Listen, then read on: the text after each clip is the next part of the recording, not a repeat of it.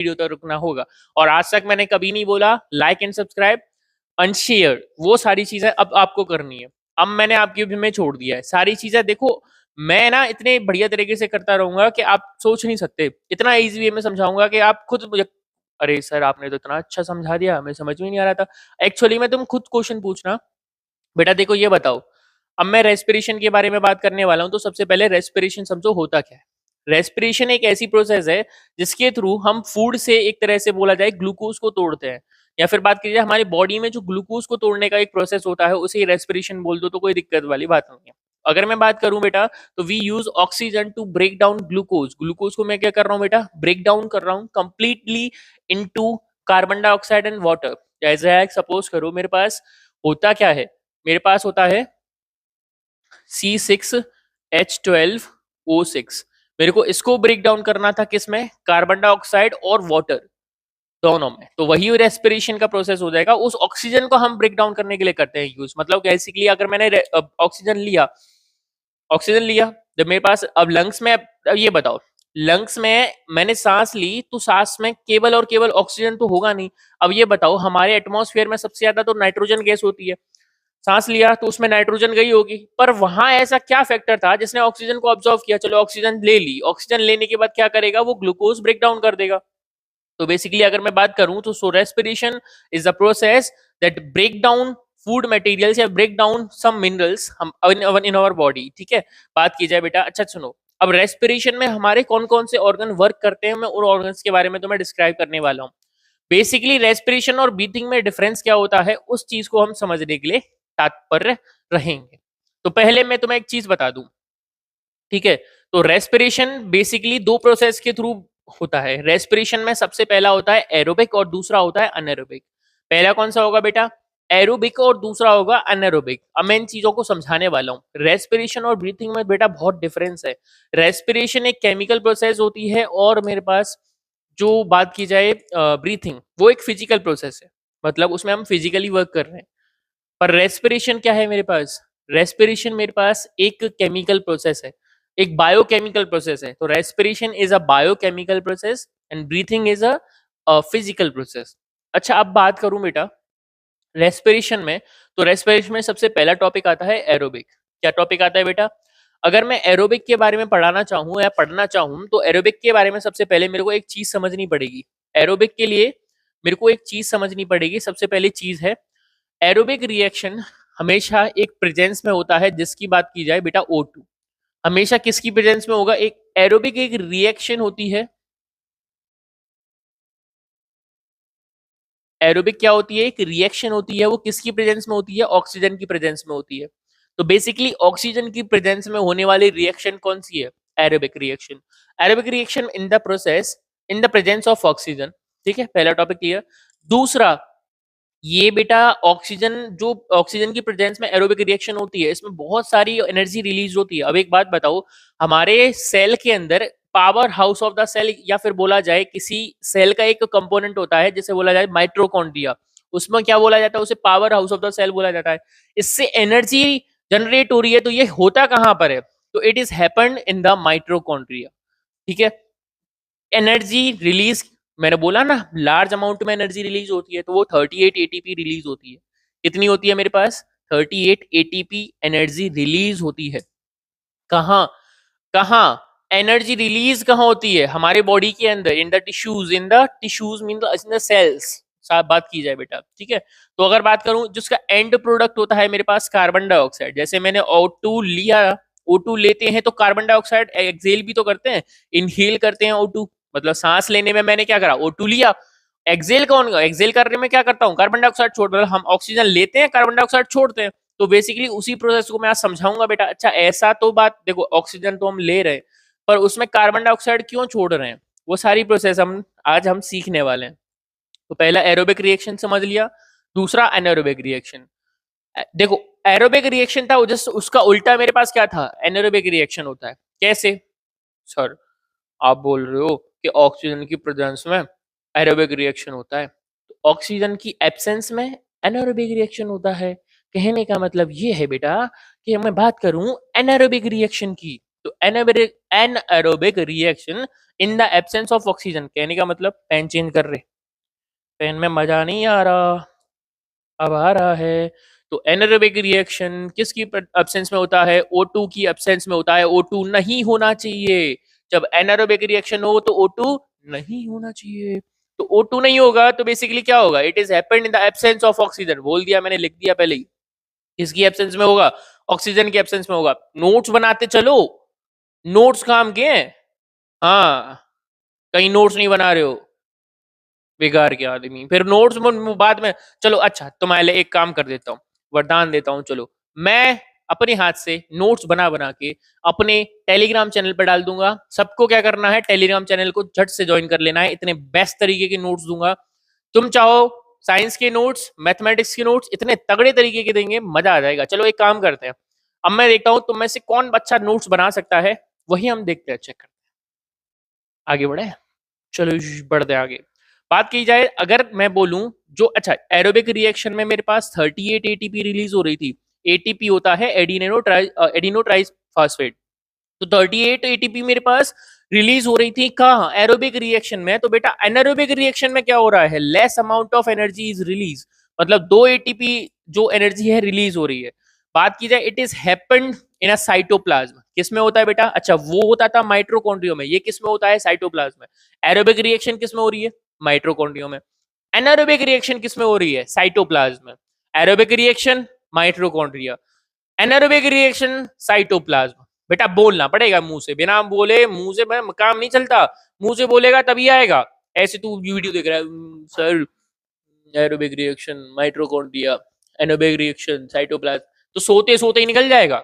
बोलना पड़ेगा, ठीक है? मुंह से बोल। एरोबिक रिएक्शन कहाँ होती है? माइट्रोकॉन्ड्रिया में। किसकी प्रेजेंस में होती है? ऑक्सीजन की प्रेजेंस में होती है सर। तो माइट्रोकॉन्ड्रिया की अंदर एरोबिक रिएक्शन होती है। एरोबिक रिएक्शन किसकी प्रेजेंस में होती है? ऑक्सीजन की प्रेजेंस में होती है। कितनी एटीपी रिलीज करती है? 38 एटीपी रिलीज करती है बेटा, ठीक है? अच्छा, इसका लास्ट प्रोडक्ट क्या होता था? कार्बन डाइऑक्साइड और वाटर। पर इसका क्या होता है? यही तो मेन चीज बताता हूं बेटा, ठीक है? सबसे ज्यादा जरूरी बात, तब एक बात बताओ, तुम तेज भागोगे, भागते टाइम हमारी बॉडी को ऑक्सीजन कम मिल पाता है। जैसे मैं तेज भाग रहा हूँ, बहुत तेज भाग रहा हूँ, तो मेरे को जल्दी जल्दी लूंगा, जल्दी जल्दी सांस लूंगा, तो मेरा ब्लड सर्कुलेट जल्दी करेगा। तो ऑक्सीजन कम मिल पाने की वजह से हमारे ऑक्सीजन की एब्सेंस में कौन सी रिएक्शन होगी? एनारोबिक रिएक्शन होगी। O2 की बिना एनारोबिक रिएक्शन होती है, तो एनारोबिक रिएक्शन का मेरे पास एंड प्रोडक्ट होता है लैक्टिक एसिड और एल्कोहल। सर एल्कोहल तो वो होता है जिसे हम, एल्कोहल एक ऐसी सब्सटेंस है जिसे बात की जाए बेटा C2H5OH, that is called a alcohol product, जिसे एथिल एल्कोहल बोला बात करी जाती है। ये कुछ परसेंटेज होता है जिस पेय पदार्थों में, जिसको हम नहीं, मतलब हम तो शुद्ध आदमी हैं, पर और लोग जो सेवन करते हैं ना, गंदे लोग, वो मतलब ऐसा किसी को टारगेट नहीं कर सकते। पता चली मेरे सामने खड़ा मिल जाए कोई, बोले हमको गंदा बोलता है तो एल्कोहल और लैक्टिक एसिड। बेटा लैक्टिक एसिड वो चीज है जिसकी वजह से हमारी बॉडी पेन करती है।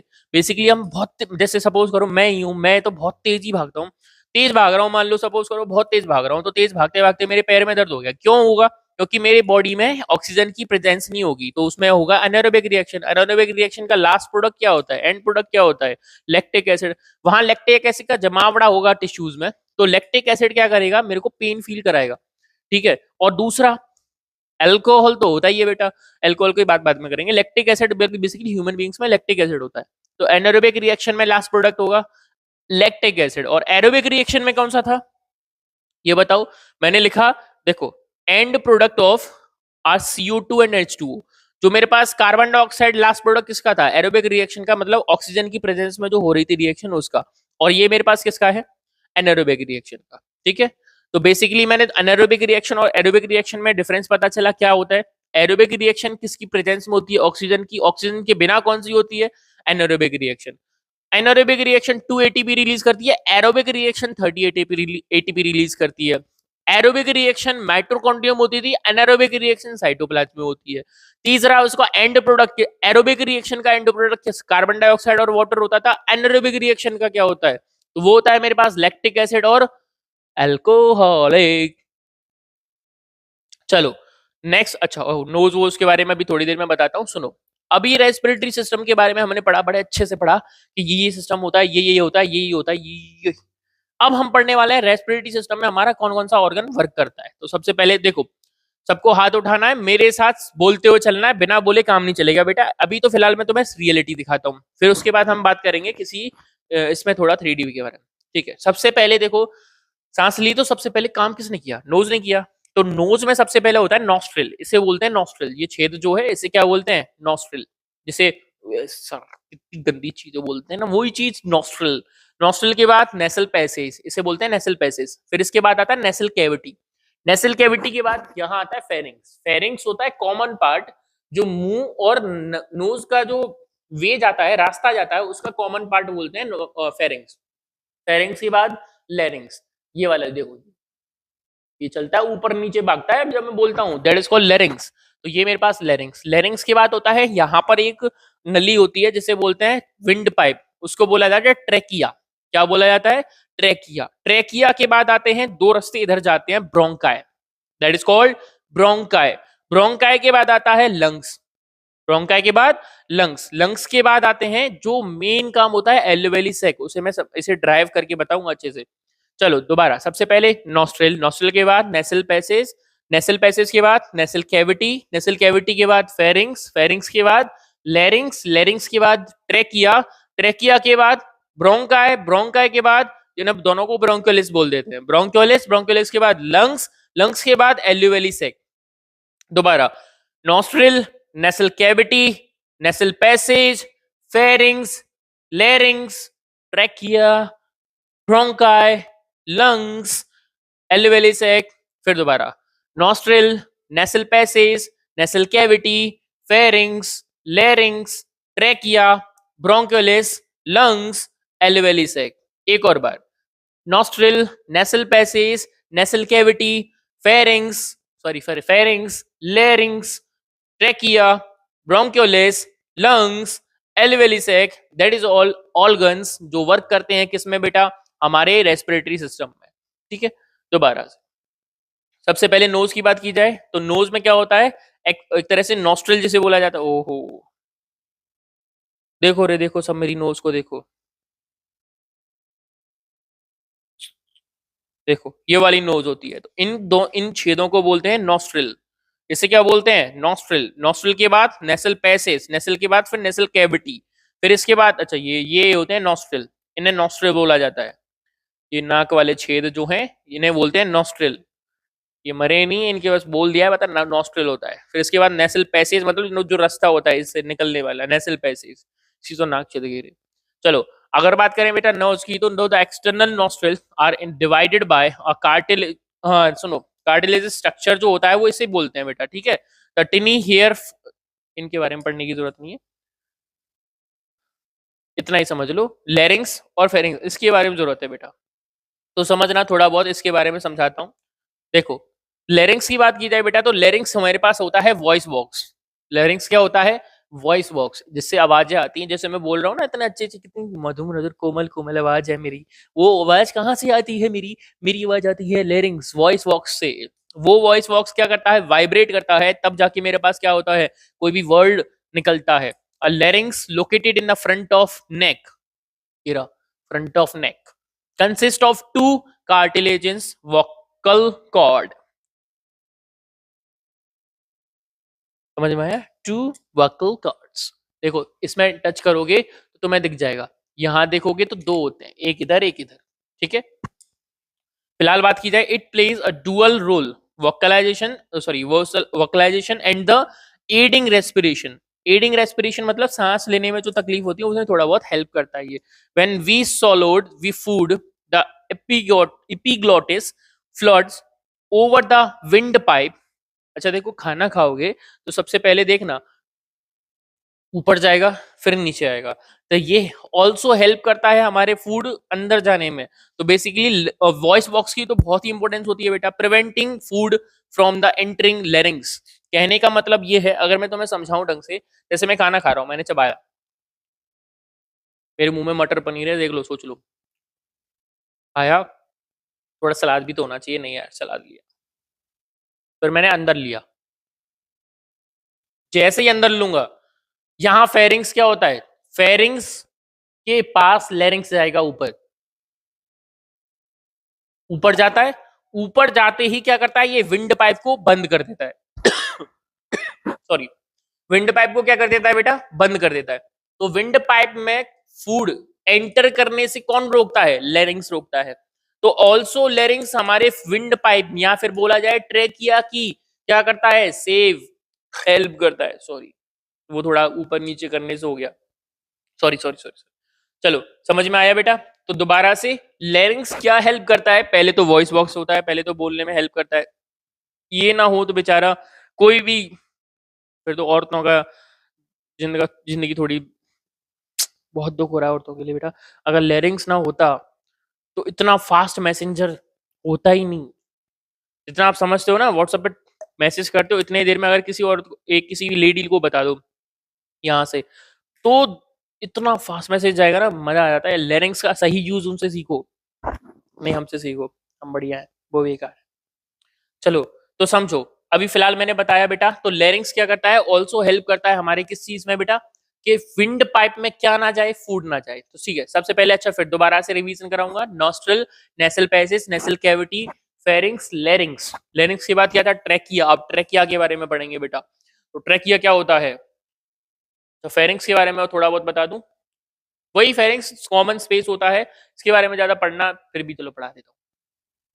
The nasal chamber open into a wide hollow space called pharynx। ठीक है, नेसल चैम्बर, जो नेसल चैम्बर बोलते हैं इसे, नेसल चैम्बर को जो ओपन करता है फेरिंग्स में बेटा। तो दो इट, चल पेन निकल।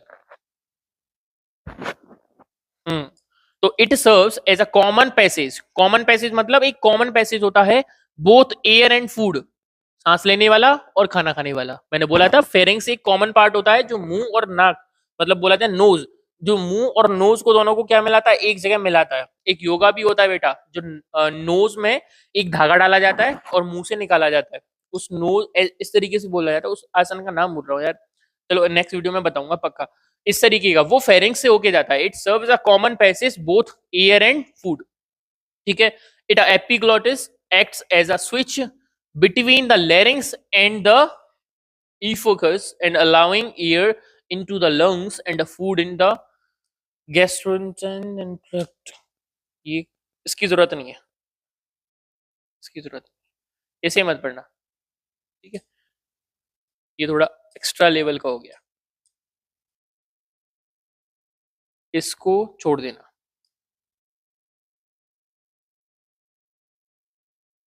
चलो अब बात करते हैं ट्रेकिया। ट्रेकिया मेन चीज है भाई, देखो ट्रेकिया के बारे में तो सच में पढ़ना चाहिए। ट्रेकिया क्यों पढ़ना चाहिए, क्योंकि ये वही है जिसकी वजह से हिचकियां बड़ी आती हैं तुमको। और दूसरी बात, ये वही चीज है जहां थोड़ी सी भी चीज जाने से बड़ी दिक्कत होती है। ये बहुत सेंसिटिव होता है ट्रेकिया, ये इतना सेंसिटिव है तुम सोच नहीं सकते, तुमसे भी ज्यादा सेंसिटिव है, एंजल प्रिया से भी ज्यादा सेंसिटिव है।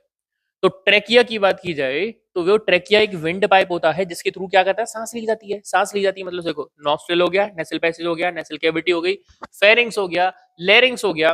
लेरिंग्स के बाद मेरे पास क्या आएगा बेटा, ट्रेकिया, जिसके बोला जाएगा विंड पाइप।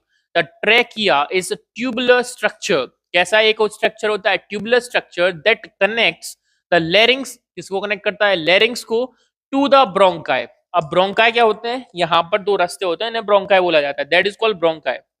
ये मेरे पास क्या है, ब्रोंकाई, और ये है मेरे पास ट्रेकिया। तो ये मेरे पास एक ट्यूबुलर मस्कुलर एक ट्यूब है जिसे बोला जाता है ट्रेकिया। ट्रेकिया से ऊपर क्या था, ये था लैरिंग्स। लैरिंग्स बोलते हैं इसे। लैरिंग्स और ब्रोंकाई को कनेक्ट कौन करता है, ट्रेकिया करता है, जिसे एक क्या बोला जाता है, विंड पाइप बोला जाता है। क्या बोलेंगे बेटा, विंड पाइप। ठीक है, जिसे क्या बोला जाता है बेटा, विंड पाइप। चलो आगे बढ़ते हैं। It contains C shaped cartilage rings to maintain its shape and prevent collapse during the breathing. ठीक है बेटा, ये सी शेप देखो,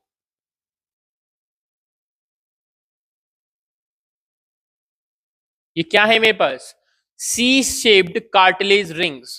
कार्टिलेज क्या होता है, एक ऐसी फ्लेक्सिबल बोन जिसमें कैल्शियम नहीं होता। बात की जाए थोड़ा बहुत भी कैल्शियम हो पर कैल्शियम बिना के बोन, मतलब जो हार्डनेस बोन नहीं हो, बोन मतलब कहा जाए जो हार्ड ना हो, उसे कार्टिलेज बोल देंगे, बात खत्म। तो एक कार्टिलेज सी शेप के कार्टिलेज होते हैं, बिकॉज ऑफ किस लिए, because of to maintain its shape and prevent collapse to the breathing, breathing करते टाइम क्या ना हो, कोलैप्स ना हो, ठीक है। तो बेसिकली अगर बात की जाए बेटा, तो ट्रैकिया क्या होता है, लैरिंग्स और ब्रोंकाई को जोड़ता है, लैरिंग्स और ब्रोंकाई को जोड़ेगा, लैरिंग्स और ब्रोंकाई को जोड़ेगा, लैरिंग्स और ब्रोंकाई को जोड़ेगा। दोबारा से, नॉस्ट्रेल हो गया, नेसल पैसेज हो गया, नेसल कैविटी हो गई, फेरिंग्स हो गई, लैरिंग्स हो गई, लैरिंग्स के बाद ट्रैकिया हो गया, फिर दोबारा से, अब ट्रैकिया के बाद क्या बचा, ब्रोंकाई। अब ब्रोंकाई के बारे में स्टडी करें, मेरा आ गया ब्रोंकाई, मेरे ब्रोंकाई, ब्रोंकाई के बारे में अच्छे से पढ़ेंगे। ब्रोंकाई तो छुपा ही दिया यार हमने, अब आया ना ब्रोंकाई मेरे पेन के नीचे। तो मैं जो मैंने ब्रोंकाई देखा, देखा देखा तो ऐसे देखा कि ब्रोंकाई को मैंने समझाना चाहिए बेटा। देखो ब्रोंकाई क्या होता है, trachea branches into two main bronchi. कहने का मतलब है, देखो सबसे पहले ये मेरे पास क्या है, ट्रैकिया। ट्रैकिया दो पार्ट्स में डिवाइडेड हो जाता है, वो उसे बोलते हैं ब्रोंकाई। ब्रोंकाई दोनों को बोलते हैं ब्रोंकाई, दोनों को एक साथ बोलूं तो ब्रोंकोलिस बोल सकते हैं। तो बेसिकली अगर बात की जाए बेटा, तो मेरे पास ये तो ट्रैकिया आ रहा है, और ट्रैकिया के बाद दो हिस्सों में बढ़ जा रहा है, उस एक हिस्से को क्या बोलेंगे, एक हिस्से को क्या बोलेंगे, अरे भाई तो दो हिस्से में बढ़ गया, एक इधर गया एक इधर गया, एक इधर और एक इधर, दोनों इधर को क्या बोलेंगे, bronchi. These bronchi further divided into a smaller bronchioles, ensuring air and reaches all parts of the lungs. जो हर एक पार्ट पे कहाँ पहुंचती हैं, हर एक पार्ट में लंग्स में पहुंचती हैं, पर पहुंचती कहाँ है लंग्स के अंदर। तो बेसिकली लंग्स के मैं अभी समझाऊंगा एलिवेली सेक। तो बेसिकली समझो, नॉस्ट्रल हो गया, नेसल पैसेज, नेसल कैविटी, फेरिंग्स हो गया। फेरिंग्स क्या होता था, कॉमन पार्ट होता था फूड और विंड दोनों का। फेरिंग्स के बाद लैरिंग्स, लैरिंग्स तो बहुत काम करता है, वॉइस बॉक्स है, बोलने का काम करता है। दूसरा ये लैरिंग्स क्या करता है, जो भी फूड मटेरियल है उसे ट्रैकिया में जाने से रोकता है। ट्रैकिया में, फिर ट्रैकिया मेरे पास, ट्रैकिया के बाद मेरे पास क्या होगा, ट्रैकिया के बाद ब्रोंकी। ट्रैकिया दो पार्ट में डिवाइडेड हो जाती है, ब्रोंकी। ट्रैकिया क्या करता है, लैरिंग्स और ब्रोंकी को जोड़ता है। ब्रोंकी दो पार्ट में डिवाइड हो जाती है, दोनों में एक एक होता है ब्रोंकियोलिस। ब्रोंकियोलिस के बाद हम पढ़ेंगे लंग्स के बारे में। तो बेसिकली लंग्स के बारे में आ जाओ, सबसे ज्यादा इंपॉर्टेंट चीज क्या है मेरे पास, लंग्स। तो लंग्स के बारे में अगर बात करें, स्टडी करें बेटा, तो लंग्स, फिर से छुप गया, कोई दिक्कत नहीं। Lungs are the primary respiratory organ. अगर कोई भी बोला जाए बेटा सांस किससे लेते हैं, बेटा फेफड़ों से लेते हैं, लंग्स से लेते हैं, तो बेसिकली लंग्स के बारे में स्टडी तो कर लें। चलो समझो, they connect contain millions of tiny air sac. Sac मतलब वो होता है एल्यूवेली सैक, समझाता हूं, द कॉल्ड एल्यूवेली। हाँ अच्छा ठीक है, तो वो मेरे पास क्या होता है बेटा, एल्वेली। अब ये समझाता हूं, यही वो फैक्टर है जिससे वो ऑक्सीजन अब्जॉर्व करता है। जैसे मैंने सांस ली, मेरे लंग्स के अंदर कई सारी गैसेस हैं, कई सारी गैसेस होने का मतलब है जैसे नाइट्रोजन भी है, और बात की जाए ऑक्सीजन भी है, कार्बन डाइऑक्साइड भी ऑल्सो होगी। पर मेरे लंग्स के अंदर एल्यूवेली सैक है, क्या है मेरे पास, एल्यूवेली सैक, जो क्या करेगा, अब ऑक्सीजन ले लिया अंदर, ऑक्सीजन अब्जॉर्व कर ली, जितनी भी ऑक्सीजन थी अब्जॉर्व कर ली, उस ऑक्सीजन को करेगा क्या, वो ऐसे है, अरे भैया ऑक्सीजन आ गया ले ले ना। वो ऑक्सीजन को क्या करता है, वो सबसे पहले, इसका आगे प्रोसेस है पर बता देता हूँ। ऑक्सीजन क्या करता है, सबसे पहले करता है हीमोग्लोबिन के साथ बाइंड होता है। यहां से देखो ऑक्सीजन लिया, अरे यहाँ नहीं, यहाँ पे मेरे ऑक्सीजन, मेरे एल्यूवेली सैक ने क्या ऑब्जॉर्व कर लिया, ऑक्सीजन ऑब्जॉर्व कर लिया। ऑक्सीजन ऑब्जॉर्व करने के बाद वो ब्लड में मिक्स करेगा। ब्लड में कहाँ मिक्स करता है बेटा, ब्लड में कार्बन डाइऑक्साइड में, सॉरी ब्लड में हीमोग्लोबिन के साथ बाइंड होके कार्बन डाइऑक्साइड के साथ, सॉरी कार्बन डाइऑक्साइड नहीं, सॉरी हीमोग्लोबिन के साथ मिक्स होके हमारे ब्लड में मिक्स होगा। ब्लड क्या करेंगे, पूरे हमारी बॉडी में घूमेंगे, ब्लड कैपिलरीज के थ्रू हमारी बॉडीज में पहुंचाएंगे। ब्लड कैपिलरीज क्या करेंगी, टिश्यूज में पहुंचाएंगी। टिश्यूज में पहुंचाने के बाद वहां पे ऑक्सीजन टिश्यूज में डिलीवर हो जाएगा। ऑक्सीजन जैसे ही टिश्यू को मिलेगा, टिश्यूज क्या करेंगे, उसे कार्बन डाइऑक्साइड में कन्वर्ट करेंगे। कार्बन डाइऑक्साइड फिर दोबारा से, थोड़ा हार्ड प्रोसेस है पर समझ जाओगे, ठीक है। कार्बन डाइऑक्साइड क्या करेगा, कार्बन डाइऑक्साइड फिर से क्या करेगा, उसी जिससे आया था उसी ब्लड में मिक्स हो जाएगा। ब्लड में मिक्स होने के बाद फिर से दोबारा से क्या करेगा, दोबारा से जाएगा मेरी ब्लड कैपिलरीज के थ्रू, ब्लड वेजल्स के थ्रू, ब्लड वेजल्स के थ्रू, फिर बार लंग्स में जाएगा। लंग्स के बाद फिर एल्यूवेली सैक, एल्यूवेली सैक फिर क्या करेंगी, कार्बन डाइऑक्साइड को रिलीज करेंगी। फिर लंग्स ट्रैकिया के थ्रू, फिर कार्बन डाइऑक्साइड को रिलीज करेगा। ये प्रोसेस होता है ऑक्सीजन जाना, कार्बन डाइऑक्साइड आना। वो इतना लंबा प्रोसेस है। ऑक्सीजन लिया, कार्बन डाइऑक्साइड छोड़ा। ये इतना सिंपल प्रोसेस नहीं है कि ऑक्सीजन गया है और कार्बन डाइऑक्साइड छूट जाएगा।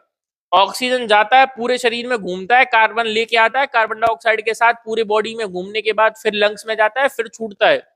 इतना लंबा प्रोसेस होता है। ऑक्सीजन पूरा यात्रा करके आता है हमारे बॉडी का।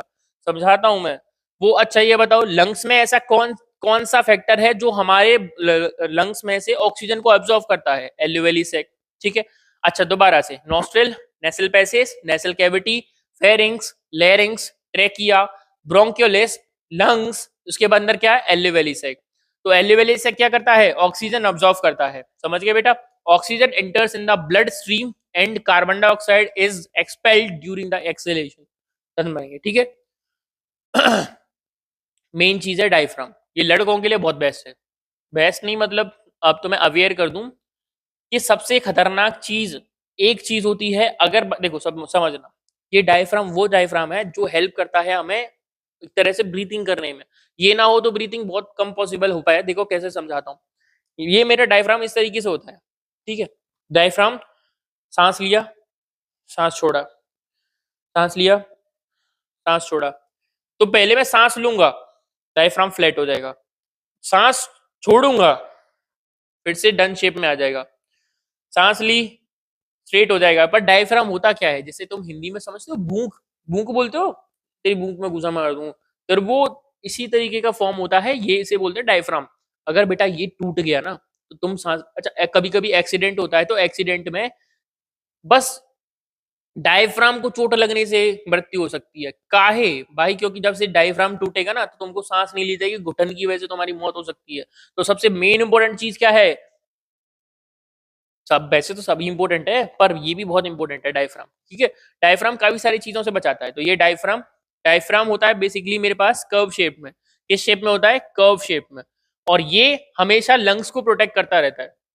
बात की जाए, diaphragm is a dome shaped muscle beneath the lungs. Beneath the lungs मतलब नीचे लंग्स के जस्ट नीचे होता है। It contracts during the inhalation and expanding the chest cavity and allowing to air flow into the lungs. यही है वो जो एयर अलाउ करता है लंग्स में। बोला ना, ये ना हो तो हम सांस ले ही नहीं पाए। सांस ली। अब एक बात बताओ, पेट क्यों अंदर गया?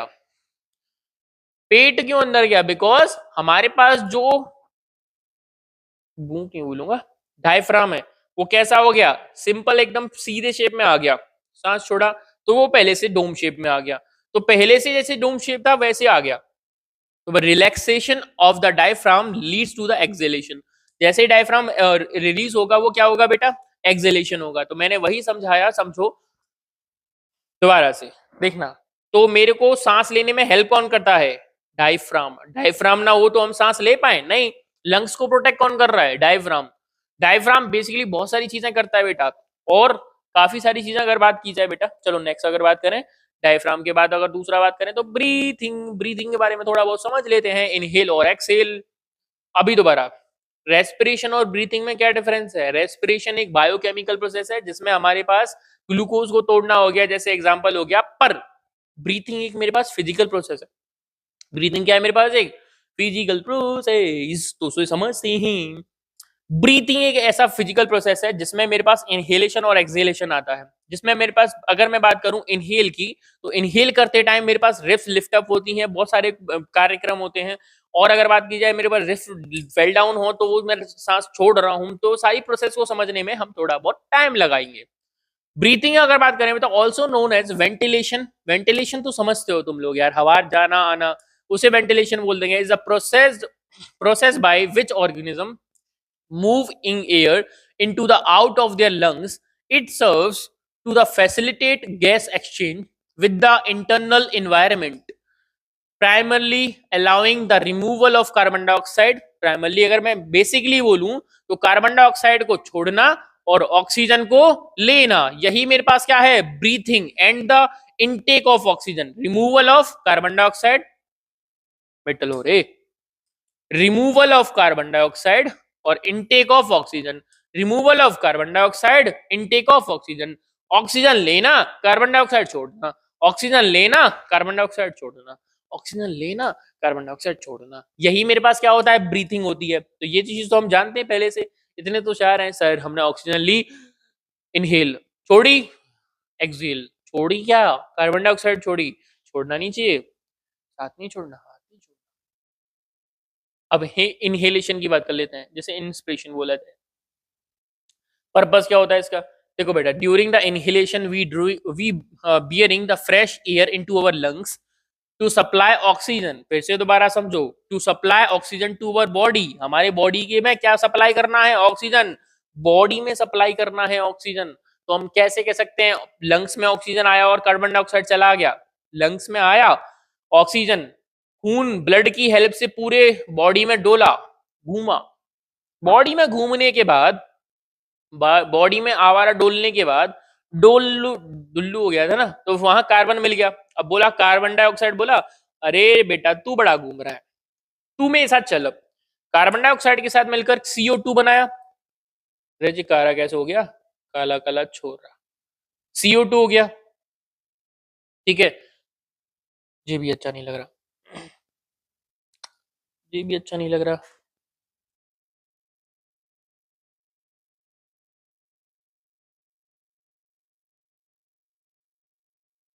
हम्म,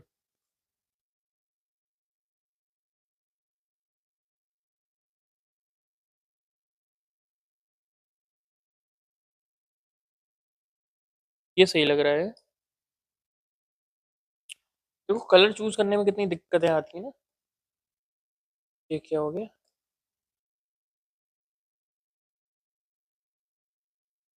तो तब जब हम ब्रश कर रहे थे, ले ये सही है, ये थोड़ा अच्छा भी लग रहा है। हाँ तो बात कर रहे थे बेटा, हाँ इनहेलेशन की। तो बेसिकली इनहेलेशन में बात की जाए तो सबसे पहले हम बात करेंगे किसकी, ऑक्सीजन लेना, फिर ऑक्सीजन देना। ऑक्सीजन, हाँ मैं क्या बात कर रहा था, कार्बन डाइऑक्साइड की। तो कार्बन डाइऑक्साइड कहाँ से आएगा, आएगा धीरे धीरे धीरे धीरे धीरे धीरे, कहाँ जाएगा, कार्बन डाइऑक्साइड ने देखा बेटा ऑक्सीजन तू बहुत घूम रहा है, तू चल मेरे साथ। कार्बन डाइऑक्साइड ने क्या करा, फिर से दोबारा से गया खून में मिक्स हो गया, खून में मिक्स होने के बाद खून ब्लड वेसल, मतलब ब्लड वेसल्स के थ्रू क्या होगा, फिर दोबारा से लंग्स में आएगा, लंग्स में क्या करेगा, फिर से वहां एल्यूवेली सेक को देगा, कार्बन डाइऑक्साइड बाहर निकलो, वो लंग्स में जाएगा, लंग्स किसकी तरफ से, जैसे मैं छोड़ूंगा तो नॉस्ट्रिल की हेल्प से क्या करेगा, बाहर चला जाएगा।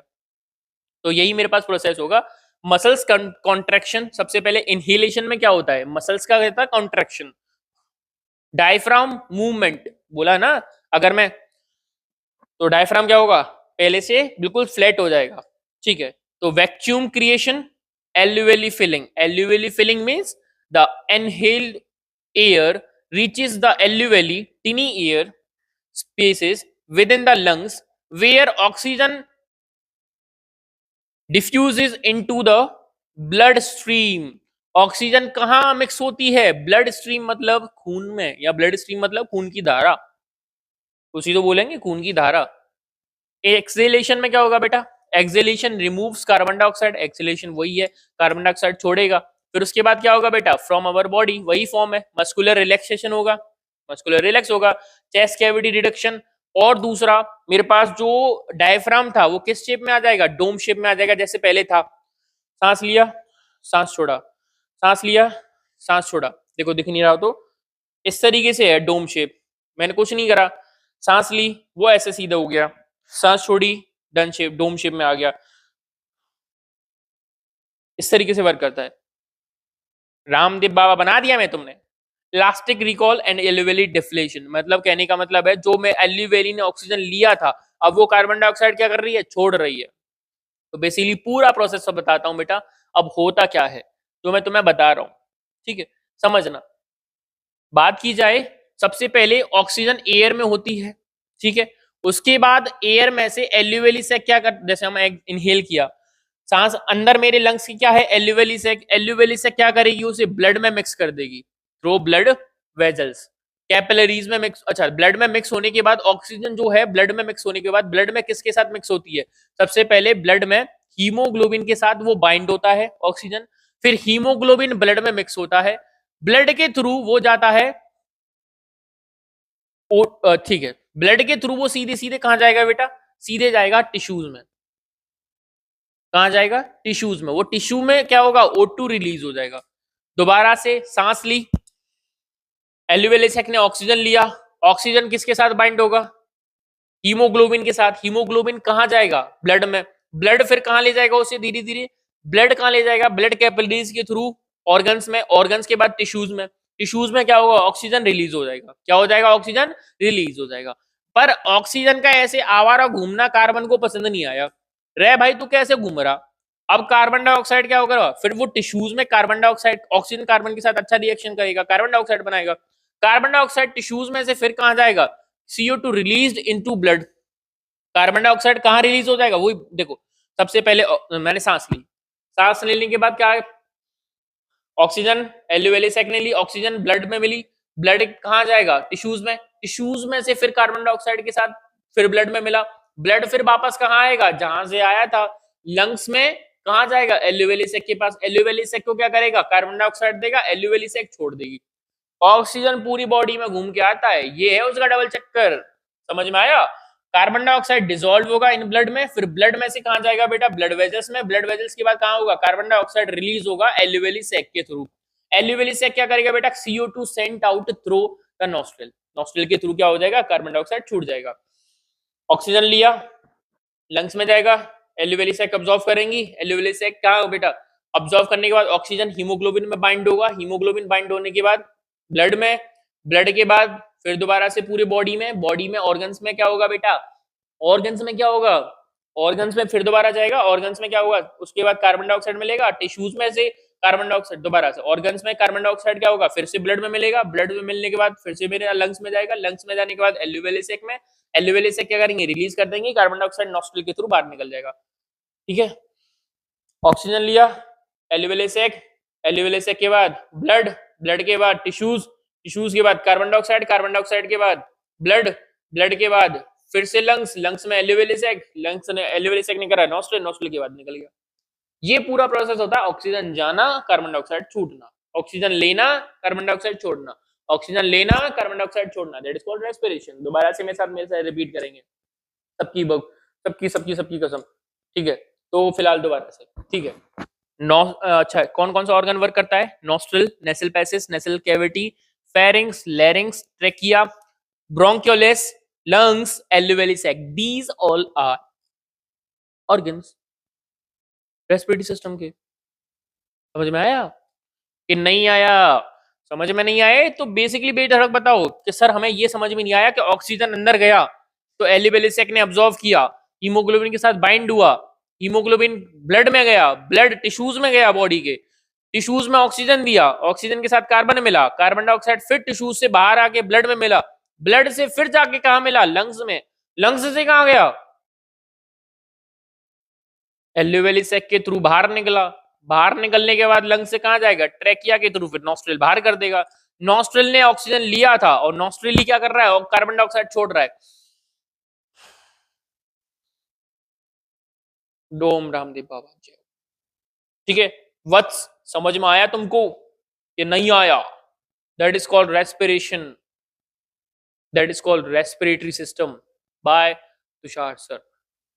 सर नहीं बोलने का भैया, आज से भैया, तुषार भैया। तो ये था बेटा रेस्पिरेटरी सिस्टम बाय तुषार भैया। अगर कोई दिक्कत आई हो थोड़ी सी भी तो मेरे को कमेंट्स में जरूर बताना, यहाँ दिक्कत है सर, यहाँ दिक्कत है भैया, भैया बोलेंगे आज से। ठीक है, चलो राखी बंधवाऊंगा रक्षाबंधन पे। जय हो, Radhe Krishna all of you. मिलते हैं नेक्स्ट वीडियो में मस्त तरीके से।